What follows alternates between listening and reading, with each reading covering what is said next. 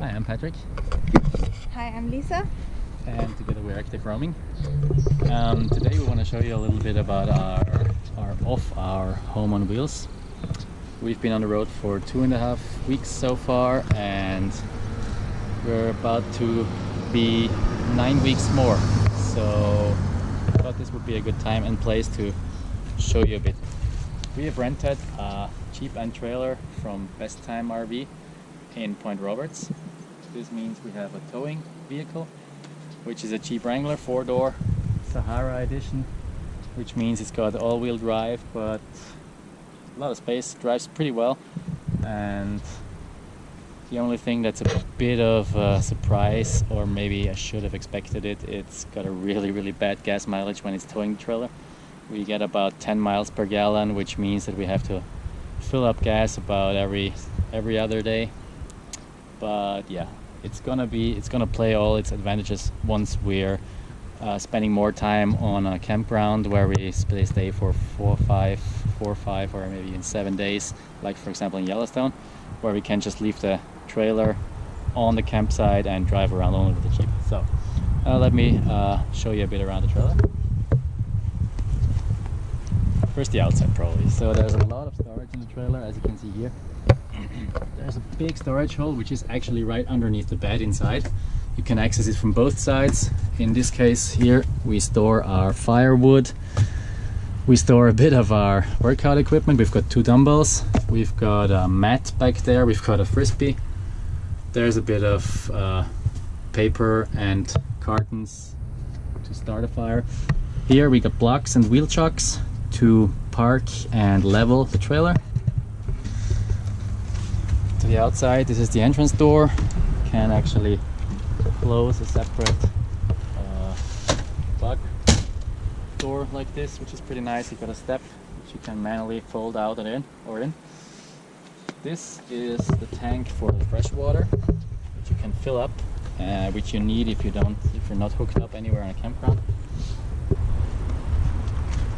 The other side of the trailer has a really big door here. This is actually one of the 2 bunk beds that are on this side. We use it to store as a little bit of more storage down here. Here, for example, we store our sandbag. We have a little bit of cleaning agents. We store our water here, stuff like that. Up here, I'm gonna show you more on the inside. Then you could, if you wanted to, fold this bunk bed up like this, and could use this as a big storage. You might even be able to fit in 2 bicycles in here, which I think is pretty neat.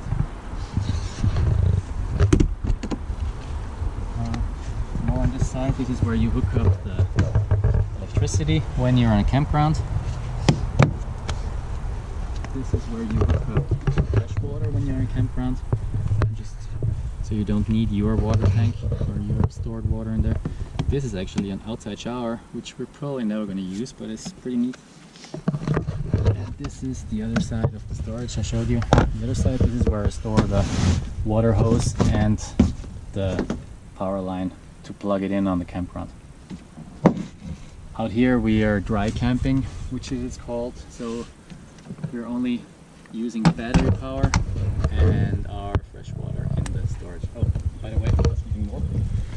In the front here, there's propane gas, which you need for the stove, obviously, for the heater inside, for the water heater, and for the fridge. It's not running on electricity, it's running on propane gas.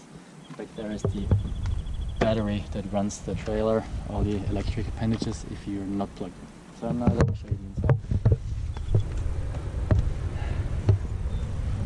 So this is the inside of the trailer. Just to the right of the entrance you got a bed. Got our bed, a big, I am not sure if it is a queen size. It is really nice size. It's long enough and wide enough so we don't get in each other's way, and it's still cuddly.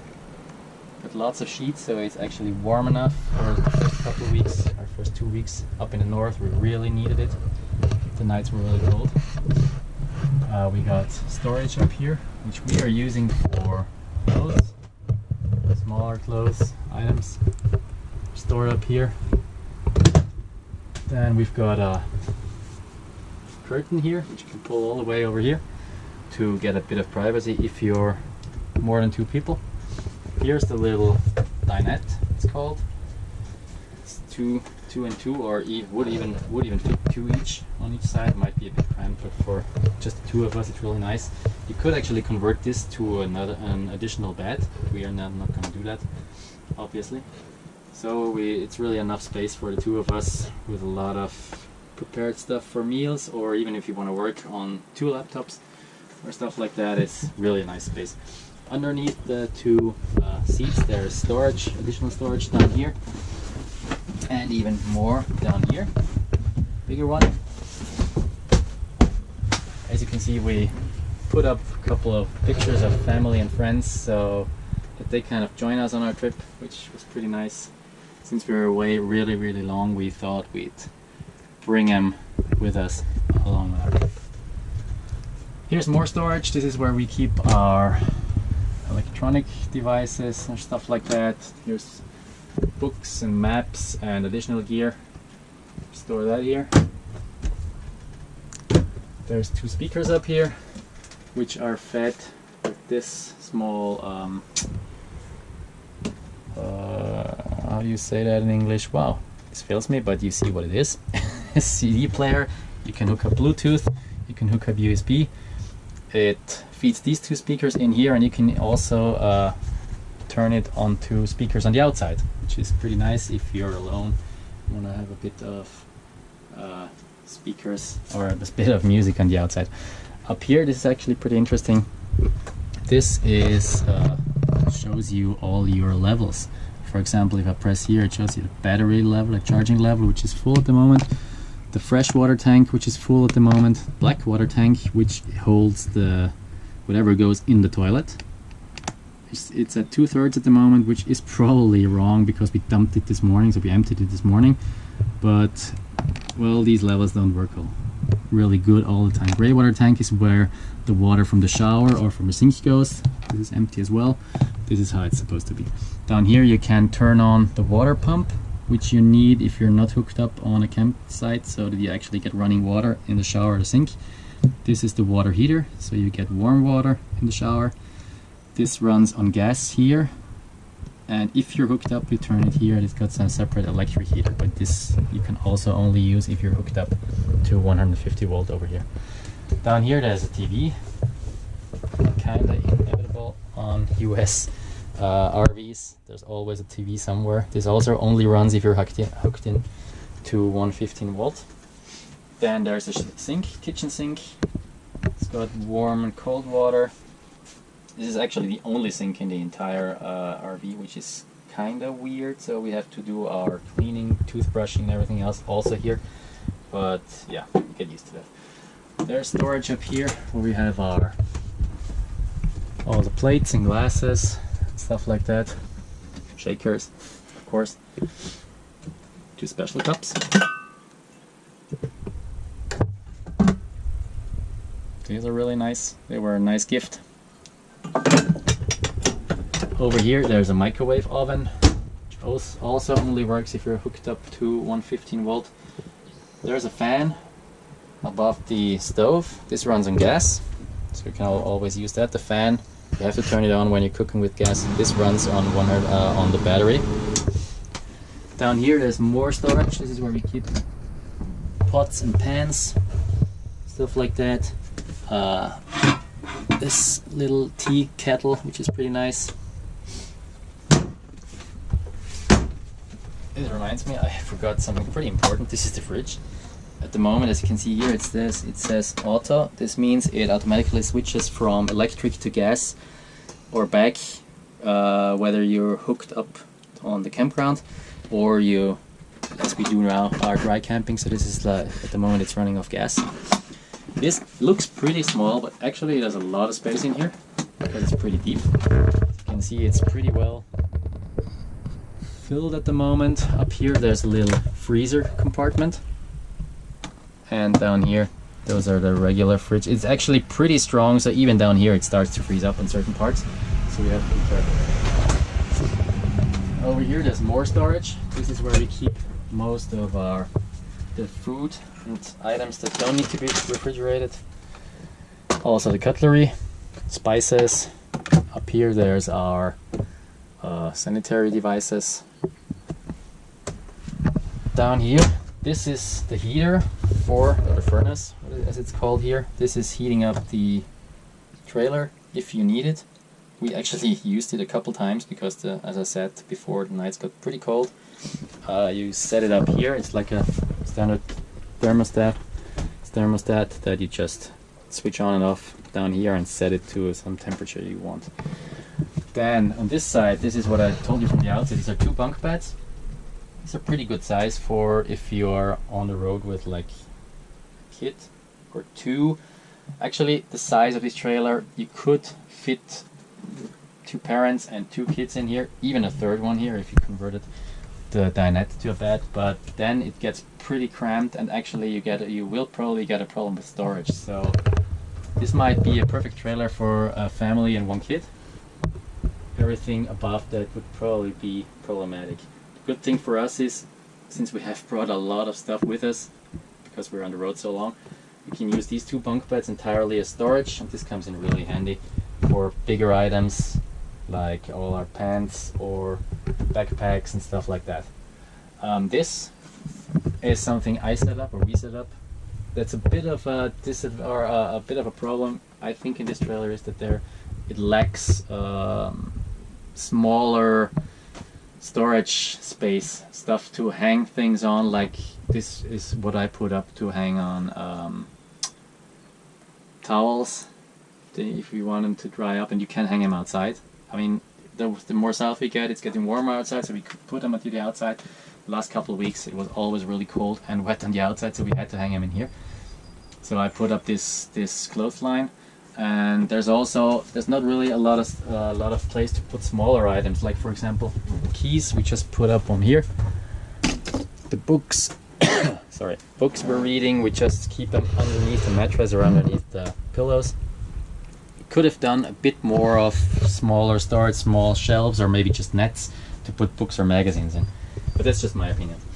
And back here we have the final part of the trailer, which is the bathroom. It is a so-called dry bath, which means that the shower is separate from the rest of the bath, as opposed to a wet bath, which sometimes is on smaller trailers or smaller RVs, which means the shower compartment also has the toilet and a sink, so everything gets wet if you shower, which does work, but this is nicer. You have a separate shower compartment here with a curtain, and the toilet, which is the only remaining piece in this dry bath, is separate, so you don't step into a wet floor if you need to go in the toilet after someone has showered. Also, a negative point in here, there's no mirror whatsoever in the entire trailer, so we put up here, put one up ourselves here with gaffer tape, which fixes pretty much everything on this world. Yeah, that's the let me show you how big the shower is. It's actually quite roomy in this direction. I can only stand upright in the light dome here, but for Lisa it's perfect. And I guess it really works for if you need to shower.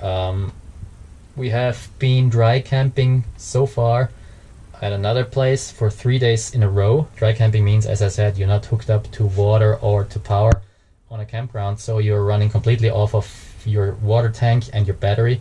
And we were able to do dishwashing, showering, and everything else, even washing our hair, which you know are long, with tank, and didn't run out of everything in 3 days. So this is pretty neat, I think.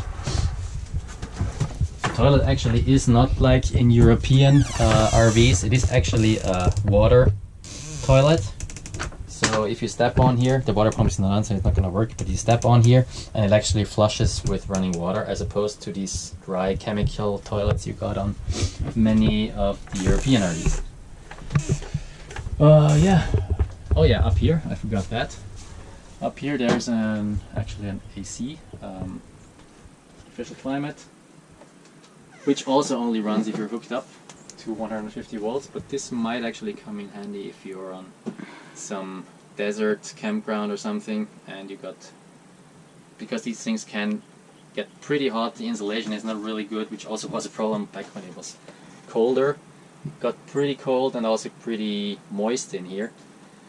So there's small disadvantages or problems with this type of trailer, but all in all I think we both really like it. We've gotten used to everything so far. We can make do with everything, and it's really nice.